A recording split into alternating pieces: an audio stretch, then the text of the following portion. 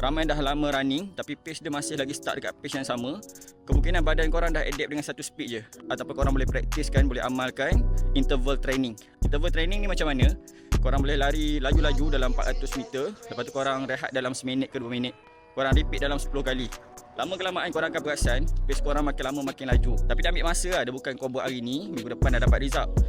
Dan yang paling best sekali bila buat interval ni, kau pakai kasut yang propulsion dia sedap, ada lantunan, nak dapat pace 4.5 tu steady je. Macam hari ni aku pakai daripada brand 361 degrees, dia panggil Flame 4 Mix. Jadi dia punya kelebihan dia, state height dia betul-betul tinggi. Dan dia punya carbon plate dia tu memang sedap gila. Design cantik, state height tinggi, propulsion memang padu. Setakat nak buat pace 4, 4.5, pace bawah pace 4 pun boleh juga. So yang mana tengah cari kasut nak buat speed session, nak buat interval terutamanya, nak naikkan pace korang, korang boleh check dekat bawah ni. Pilih warna, pilih sizing, korang check sekarang. Harga tak mahal sangat tau, dia ada buat promo. Harga bawah 300, korang check dekat bawah.